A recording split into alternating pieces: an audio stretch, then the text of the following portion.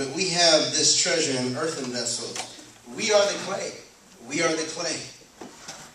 And he is molding us, transforming us, changing us, renewing us for his perfect will. His perfect will. You hear this said all the time. I just want to be in God's perfect will. Get in his word. You mean his perfect will. Get in his presence. You mean his perfect will. But I mess up on Fridays. I mess up on Saturdays. Get in his word, in his presence. You mean his perfect will. We make things so difficult. We're the ones that are constantly putting so much pressure on ourselves. We have so much self-condemnation that all we can do is just badger ourselves. Break us down. And God is sitting back there like, what are you doing?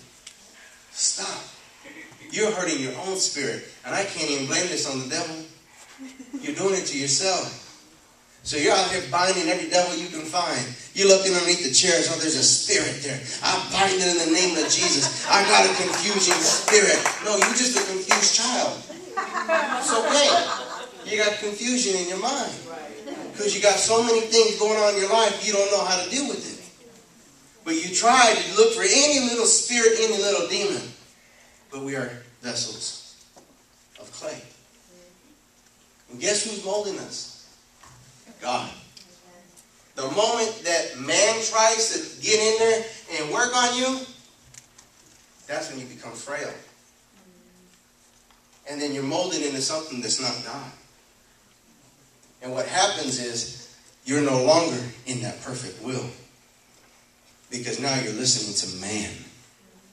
And man begins to speak some things to you. Things start happening to you. You start putting all this focus on what it looks like. See what the verse said over here? Huh? What it looks like. Verse 18, while we look not at the things which are seen, but at the things which are not seen. We put our focus on too many things that are visual. Visual. We're visual people. Because if we weren't visual, there'd be no salons. There'd be no salons. We wouldn't be worrying about our hair, our roots showing, our gray hairs. But it's all right. There's wisdom. It's okay. There's wisdom. The thinning of the hair. That's age. I lost y'all up because I was talking about me right there. Character. We're going to do that spray. Covers it. And then the fingernails. You know, I looked at Hannah, her beautiful nails for her birthday. I was like, man, Hannah, you look beautiful. She said, did you see my toes?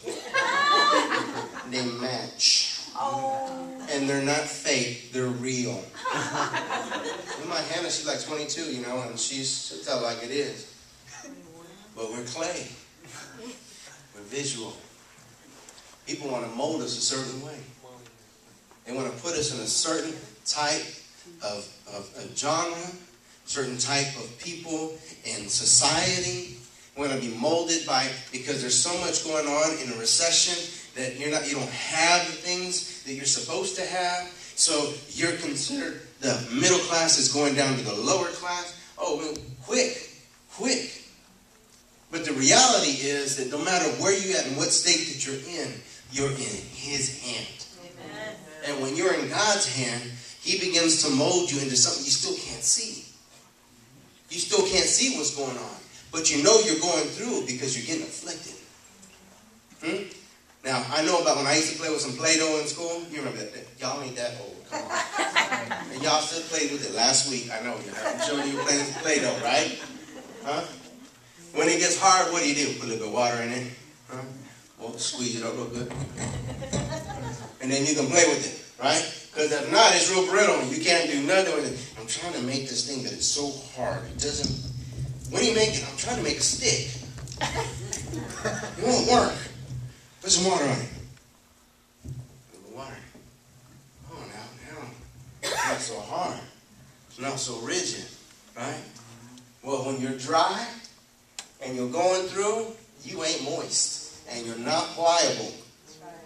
You're going through so much stuff in your head, in your situations. You get so hard and rigid. You get so dry. You know, I'm talking about that time when we're in that dryness in the desert, that the ground begins to open up because it's waiting for water to come down, because it's ready to receive. What happens when man begins to do you that way, and you get brittle, you're no longer looking up to receive from God. you're looking to the man to give to you again. Right. You see what I mean? I had the opportunity to take care of some dogs that are not my dogs. Because people went out of town. And so we'd go there in the morning, we'd go there in the afternoon, we'd go there at night. Now at first the dogs were like, I don't know you. Except one. He would jump up about this high, it's only about this big, legs about this long. And it would jump high. That dog didn't care. He just knew you were coming to let him out so he can go do his thing. So he was just like happy. Real happy. And jumping everywhere. But the big dog, the older dog, looked at me like, I don't know you. Matter of fact, don't even come to my cage. Matter of fact, don't even look at me. You think I'm kidding? The dog would look at me like, and eat from the side.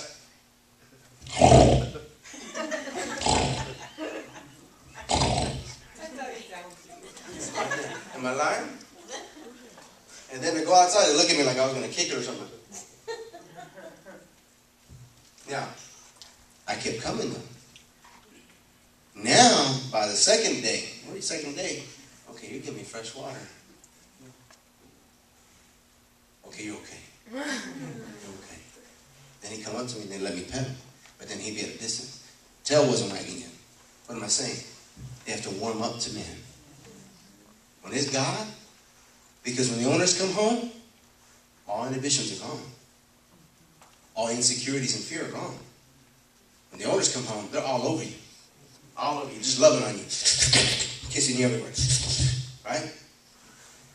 When you're God's, and you're not leaning towards man to fix you, you're leaning towards God, fear is removed. Inhibitions are removed. Right. Now you're going to go to him. I'm ready to receive what you're going to do for me. Right. Because he's not going to mess you up. Amen. He's going to give you what you need. Because I could have been the one that giving that dog so many treats didn't want to eat. The owners come home, but you eat. The dog's like, no, I want my treats. Could have messed them all up.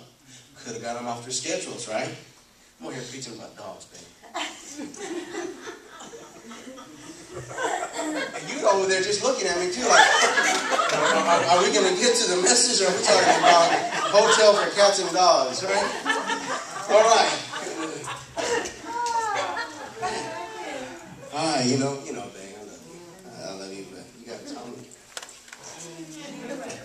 When we look at things that are seen, but the things which are not seen, for the things which are seen are temporal. All right now, temporal. Right? I'm going to show you something. You know about the story about Joseph? Joseph? You know about it? Yes. Do you know the story about Joseph, Ashley? Do you know? Okay, I'm going to teach you. Okay. All right. All right, this is what I want you to do. I'm going to show you something. Go to Genesis 37. Genesis 37. I'll talk to you about the dream. No, not the rapper. Genesis 37:6. When you're there, say amen. You don't have to stand up. Amen? Good. Give me a minute. 37:6. You know what? I'm gonna start something real quick that interests me. Let's go to 37:1. Let me read.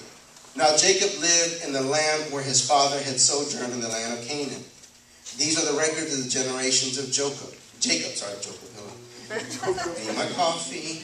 Joseph, when 17 years of age, was pasturing the flock with his brothers. Listen to this. Joseph, when 17 years of age, was pasturing the flock with his brothers while he was still a youth, along with the sons of Bilhah and the sons of Zilpah, his father's wives, and Joseph brought back a bad report, listen here, about them to their father.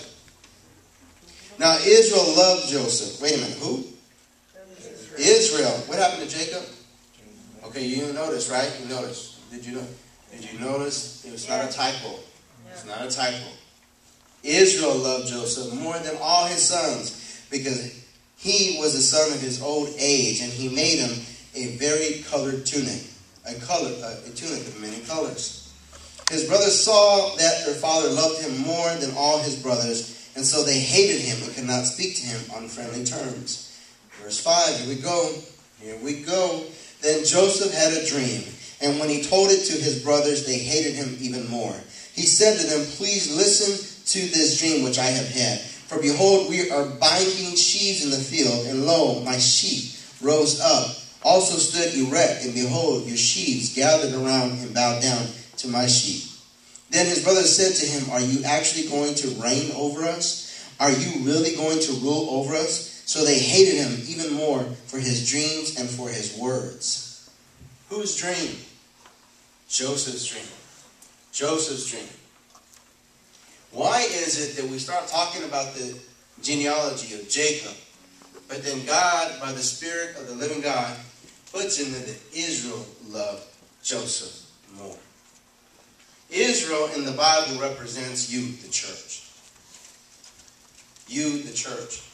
Joseph is a type and shadow of Jesus Christ. Okay? He is favored. But there is a coat that is put on him by the Father. Israel, the church, puts this on him, and those are his brothers and sisters now turn against him. What does this church put on you that's making your brothers turn on you? You didn't think I was going there, did you? What has the church put on you that made your brothers and sisters, your loved ones, turn on you?